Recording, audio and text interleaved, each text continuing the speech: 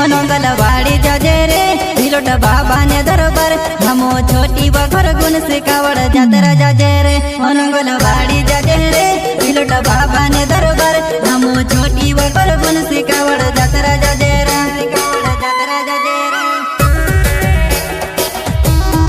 किसान कावड़ यात्रा छोटी खरगोन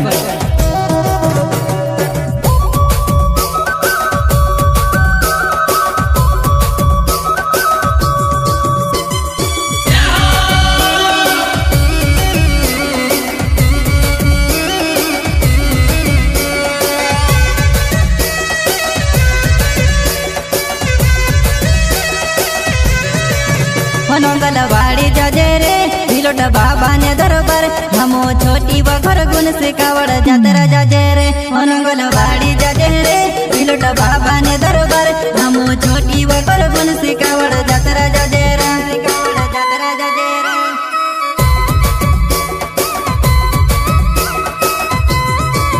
मनोंगलवाड़ी जाजे रे हिलोट बाबा ने दरबार हमो छोटी बखर गुण से कावड़ जातरा जाजे रे मनोंगलवाड़ी जाजे रे हिलोट बाबा ने दरबार हमो छोटी बखर गुण से कावड़ जातरा जाजे रे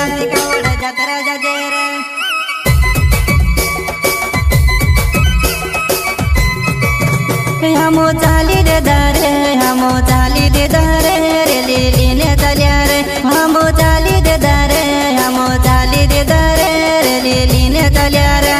लीली ने दलिया रे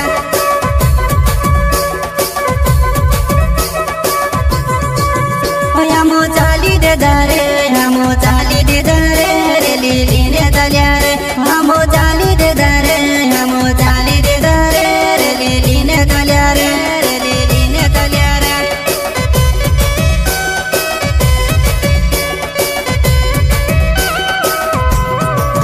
ओछा बैड़ा परे रे बाबू बटियो बिलट देऊ ओछा बैड़ा परे रे बाबू बटियो बिलट देऊ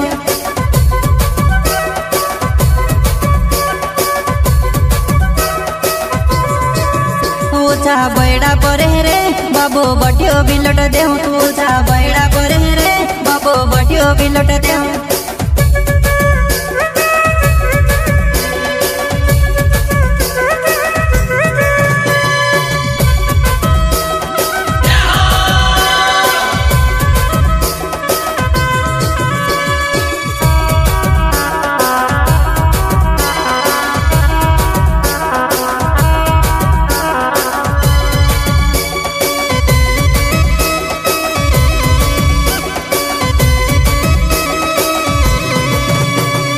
गण दयालो बाबू मारो गण दयालो रे बाबू गण दयालो रे ओ गण दयालो बाबू मारो गण दयालो रे बाबू गण दयालो रे बाबू गण दयालो रे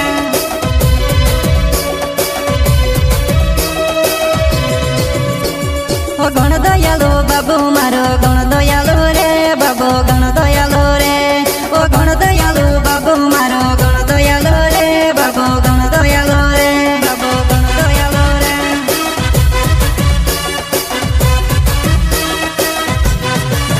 आयो नाग पंचमी ने मेलो चालो दर्शन करने आयो नाग पंचमी ने मेलो चालो दर्शन करने चालो दर्शन करने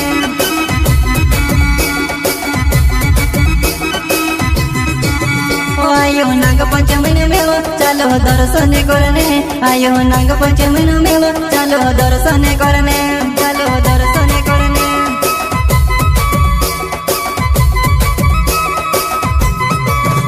हमारी मांगे पूरी घर हमारी मांगे पूरी घर हम जुड़ जे हाथे रे हमारी मांगे पूरी घर हमारी मांगे पूरी घर हम जुड़ जे हाथे रे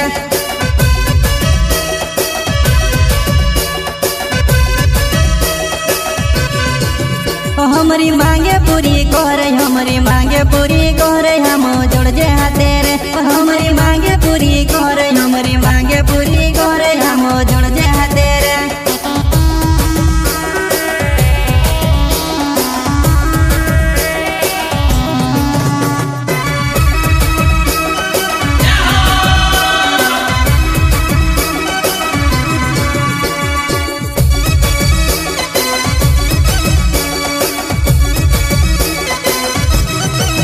मनोंगलवाड़ी जाजे रे भिलोट बाबा ने दरबार हमो छोटी बखर गुण से कावड़ जातरा जाजे रे मनोंगलवाड़ी जाजे रे भिलोट बाबा ने दरबार हमो छोटी बखर गुण से कावड़ जातरा जाजे रे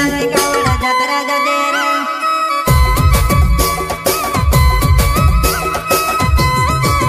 मनोंगलवाड़ी जाजे रे भिलोट बाबा ने दरबार हमो छोटी बखर गुण से कावड़ जातरा जाजे रे मनोंगलवाड़ी जाजे रे भिलोट बाबा ने दरबार हमो छोटी बखर गुण से कावड़ जातरा जाजे रे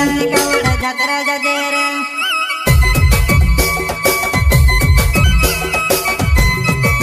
होया मोय हर साल यावतेला तारो आशीर्वाद लेणे तारो आशीर्वाद लेणे हमोय हर साल यावतेला तारो आशीर्वाद लेणे तारो आशीर्वाद लेणे